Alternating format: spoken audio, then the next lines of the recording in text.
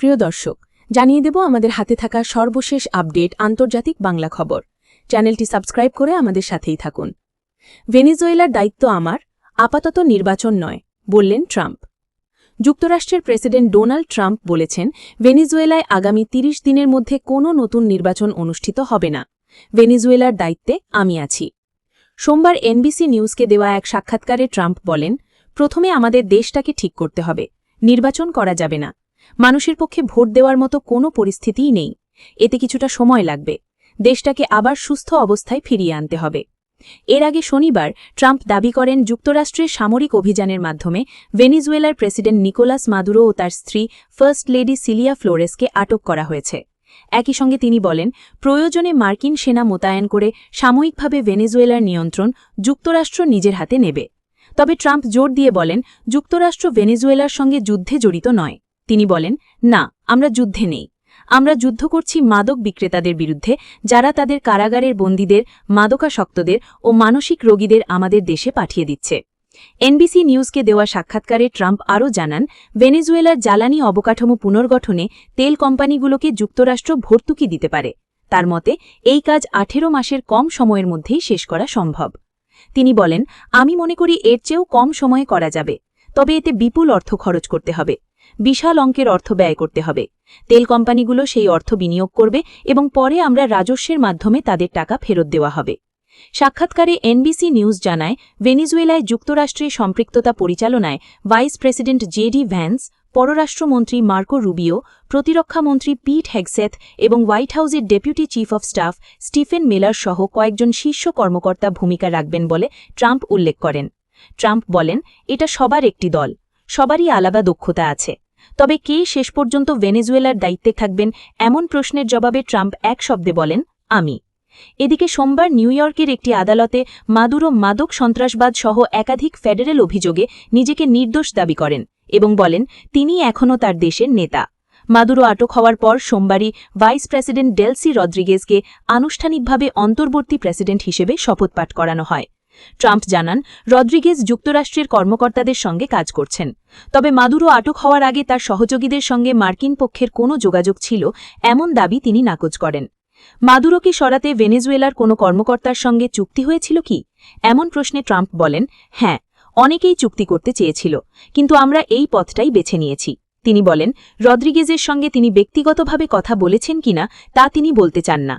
তবে তিনি উল্লেখ করেন, মার্কো রুবিও স্প্যানিশ ভাষায় সাবলীলভাবে তার সঙ্গে কথা বলেন এবং তাদের সম্পর্ক খুবই দৃঢ়। এবার জানিয়ে দেব, ইরানে বিক্ষোভ ঘিরে ব্যাপক সহিংসতা, নিহত বেড়ে ৩৫, গ্রেপ্তার ১২ শতাধিক। ইরানে টানা ৯ দিন ধরে চলা সরকার বিরোধী বিক্ষোভ ঘিরে দেশ জুড়ে সহিংসতা ও প্রাণহানির সংখ্যা আশঙ্কাজনক হারে বাড়ছে।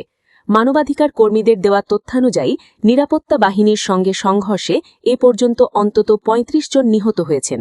মঙ্গলবার ৬ জানুয়ারি যুক্তরাষ্ট্রভিত্তিক human rights activists news agency HRANA এর এক প্রতিবেদনে জানানো হয়েছে যে বিক্ষোভ দমনে সরকারের কঠোর অবস্থানের ফলে এখন পর্যন্ত ১,২০০ জনেরও বেশি মানুষকে আটক করা হয়েছে। গালফ নিউজের খবরে বলা হয়েছে, নিহতদের মধ্যে ২৯ জন বিক্ষোভকারী, ৪ জন শিশু এবং ইরানের নিরাপত্তা বাহিনীর ২ জন সদস্য রয়েছেন।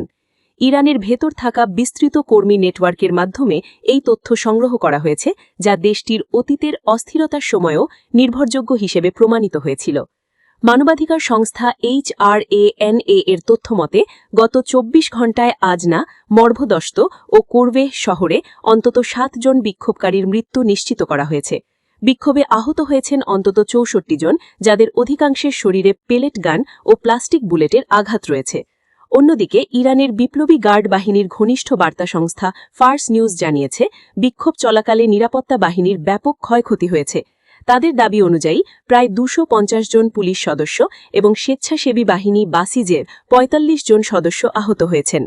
পরিস্থিতি নিয়ন্ত্রণে আনতে কিছু এলাকায় সরাসরি গুলি ব্যবহারের অভিযোগ উঠলেও দেশটির অন্তত ৮৮টি শহরের ২৫৭টির বেশি স্থানে বিক্ষোভ ও শ্রমিক ধর্মঘট অব্যাহত রয়েছে। ইন্টারনেট ইন্টারন্যাশনালের প্রতিবেদন অনুযায়ী নিহতদের স্বজনদের সঙ্গে কথা বলে এ পর্যন্ত ২১ জনকে স্বাধীনভাবে শনাক্ত করা সম্ভব হয়েছে। বর্তমানে ইরানের 17টি বিশ্ববিদ্যালয়ে শিক্ষার্থীদের ব্যাপক অংশগ্রহণে বিক্ষোভ চলছে এবং বজনুর্দ, কাজভিন, ইস্পাহান ও তেহরান সহ বিভিন্ন শহর থেকে শত শত শিক্ষার্থীকে গ্রেপ্তার করা হয়েছে। ইন্টারনেট সংযোগে ব্যাপক বিঘ্ন এবং কঠোর নিরাপত্তা বিধিনিষেধের কারণে প্রকৃত হতাহত ও গ্রেপ্তারের সঠিক সংখ্যা যাচাই করা কঠিন হয়ে পড়ছে। তা সত্ত্বেও বিক্ষোভকারীরা মোল্লাদের কাফন না হওয়া পর্যন্ত এই দেশ কসমিনকালেও স্বদেশ হয়ে উঠবে না এমন উগ্র স্লোগান দেওয়ালে লিখে তাদের অবস্থান জানান দিচ্ছে। স্বাধীন তথ্যসূত্রে সীমিত প্রবেশাধিকারের কারণে নিহতের প্রকৃত সংখ্যা আরও অনেক বেশি হতে পারে বলে ধারণা করছে মানবাধিকার সংস্থাগুলি। এদিকে টুনা মাছ বিক্রি হল ৩৯ কোটি টাকায়। জাপানের রাজধানী টোকিওতে একটি মাছ বাজারে বিশাল আকারের একটি টুনা মাছ রেকর্ড দামে বিক্রি হয়েছে। গতকাল সোমবার সকালে মাছটি যে দামে বিক্রি হয়েছে তা শুনে যে কারো চক্ষু চড়ক গাছ হয়ে যাবে। মাছটি বিক্রি হয়েছে টোকিওর তোয়োসু মাছ বাজারে। এবছর এ বাজারে এটাই প্রথম নিলামে টুনা মাছ বিক্রি। ব্লুফিন বা নীল পাখনার ওই টুনা মাছের ওজন ২৪৩ কেজি। বিক্রি হয়েছে ৩২ লাখ মার্কিন ডলারে, বাংলাদেশি মুদ্রায় ৩৯ কোটি টাকার বেশি। মাছটি জাপানের ঐতিহ্যবাহী খাবার সুশি তৈরিতে ব্যবহৃত হবে। জাপানের বিখ্যাত সুশি চেন রেস্তোরাঁ সুশি জানমাই নিলামে ওই মাছ কিনে নিয়েছে। দেশজুড়ে তাদের সুশি রেস্তোরাঁগুলোতে এখন ওই মাছ দিয়ে সুশি তৈরি হচ্ছে। কোম্পানির প্রেসিডেন্ট কিয়োশি কিমুরা বলেন, বছরের প্রথম টুনা সৌভাগ্য বয়ে আনে। এ বিশ্বাস থেকেই প্রতিবছর টোকিওর মাছবাজারে বছরের প্রথম টুনা মাছ নিলামে লাখ লাখ ডলারে বিক্রি হয়। তবে এবারের দাম তোয়োসু মাছবাজারের অতীত ইতিহাসকে ছাড়িয়ে গেছে। নিলামে সবার চেয়ে বেশি দর হাঁকিয়ে টুনা কিনে নিতে কিমুরার বেশ নামডাক আছে। তিনি দেশটিতে টুনা কিং নামে পরিচিত। যদিও এবছর টুনার দাম কিমুরাকেও খানিকটা অবাক করেছে। বার্তা সংস্থা এএফপিকে তিনি বলেন, আমি ভেবেছিলাম আমরা আরেকটু কম দামে টুনা কিনতে পারব, কিন্তু আপনি জানা বোঝার আগেই এটির দাম অনেকটা উপরে উঠে গিয়েছিল। এর আগে ২০১২ এবং ২০১৩ সালে কিমুরার রেকর্ড দামে বছরের প্রথম টুনা কিনেছিলেন। এরপর ২০১৯ সালে তিনি আবারও রেকর্ড দামে টুনা কেনেন। এবার আবার রেকর্ড দামে বছরের প্রথম টুনা কিনতে পেরে দারুণ খুশি এই রেস্তোরাঁ মালিক। তার রেস্তোরাঁর অতিথিরাও খুব খুশি। কিমুরার রেস্তোরাঁর নিয়মিত অতিথিদের একজন বলেন, বছরের শুরুতেই এত শুভ কিছু খেতে পেরে আমার মনে হচ্ছে বছরটা ভালোভাবেই শুরু করতে পেরেছি। শেষ সংবাদ জানিয়ে দেব, ট্রাম্পের সঙ্গে নোবেল পুরস্কার ভাগ করে নেওয়ার প্রস্তাব মাচাদোরোর।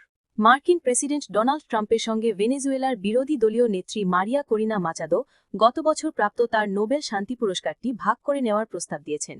সোমবার ফক্স নিউজকে দেওয়া এক সাক্ষাৎকারে তিনি জানান, ভেনেজুয়েলার নাগরিকরা বিশ্বাস করেন এই পুরস্কারটি তাদের সবার এবং তিনি ব্যক্তিগতভাবে ট্রাম্পকে এর অংশীদার করতে পারলে খুশি হবেন।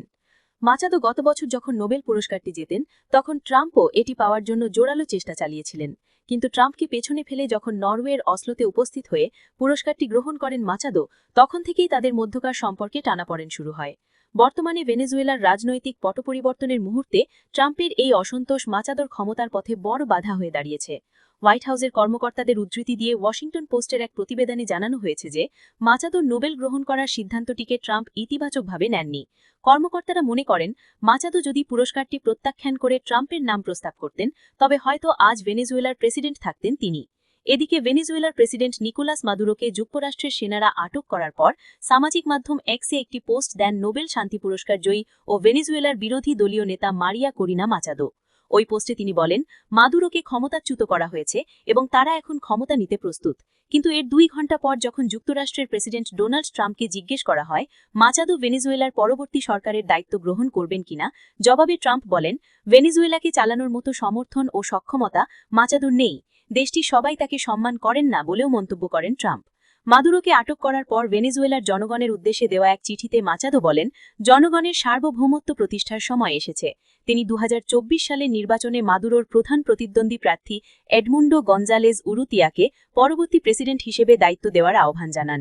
চিঠিতে মাচাদো বলেন, নিকোলেস মাদুরো আজ থেকে আন্তর্জাতিক বিচার ব্যবস্থার মুখোমুখি হচ্ছেন। ভেনেজুয়েলার সাধারণ মানুষ সহ বিভিন্ন দেশের নাগরিকদের ওপর সংগঠিত ভয়াবহ অপরাধের জন্য তাকে এখন জবাবদিহি করতে হবে।